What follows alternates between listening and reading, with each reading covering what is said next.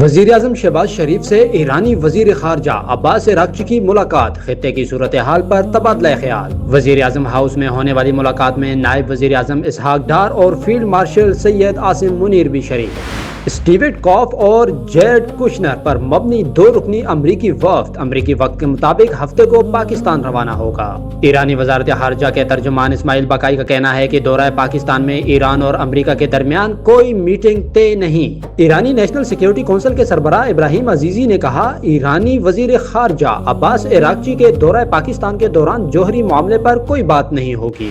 ترکی کی امریکہ ایران معاہدے کے بعد آبنائے ہرمز میں بارودی سرنگیں صاف کرنے میں مدد کی پیشکش۔ ترک وزیر خارجہ کا کہنا ہے، امن معاہدے کے بعد ترکیہ آبنائے ہرمز میں بارودی سرنگیں صاف کرنے کی کارروائیوں میں حصہ لے سکتا ہے۔ نائب وزیر اعظم اسحاق ڈار کا ترک وزیر خارجہ سے ٹیلی فونک رابطہ۔ اسحاق ڈار نے پاکستان کی جانب سے سفارتی کوششوں سے متعلق پیش رفت سے آگاہ کیا۔ دونوں رہنماؤں نے خطے میں امن و استحکام کے لیے مذاکرات اور سفارتکاری کو مؤثر راستہ قرار دیا۔ نائب وزیر اعظم اسحاق ڈار کا کہنا ہے کہ مذاکراتی عمل سے متعلق پاکستان کا موقف صرف سرکاری ذرائع سے جاری بیانات ہیں، غیر مصدقہ حوالوں کی کوئی حیثیت نہیں۔ ترجمان ایرانی وزارت دفاع کا کہنا ہے، دشمن نے ایران میں افراتفری اور عدم تحفظ پیدا کرنے کی کوشش کی، لیکن عوام اور قانون نافذ کرنے والے اداروں کی بدولت ایران محفوظ اور مستحکم ہے۔ ایرانی دارالحکومت تہران کے امام خمینی انٹرنیشنل ایئرپورٹ سے بین الاقوامی پرواز بحال۔ ایرانی میڈیا کے مطابق امام خمینی ایئرپورٹ سے مدینہ، مسقط، استنبول کے لیے پروازیں روانہ ہوئی۔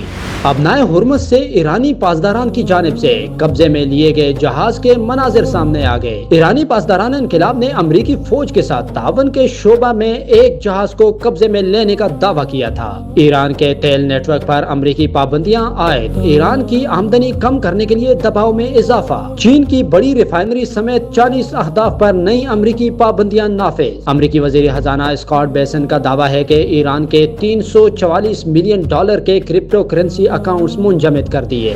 ایرانی پارلیمنٹ کے اسپیکر باقر کالیباف کا کہنا ہے کہ ڈالر سمارک اور دیگر مالیاتی اقدامات کا مقصد امریکی اثاثوں کو بے ہنگم فروخت سے روکنا ہے۔ مزید کشیدگی بڑھنے پر مالیاتی راستے مزید محدود ہو سکتے ہیں۔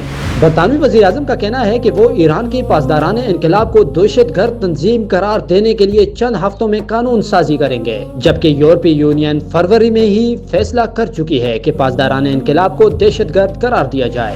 یورپی یونین نے ایران پر عائد اقتصادی پابندیاں نرم کرنے کا اشارہ دے دیا۔ جرمن چانسلر نے کہا، ایران کے سمجھوتہ کرنے کی صورت میں اس پر عائد پابندیاں نرم کی جا سکتی ہیں۔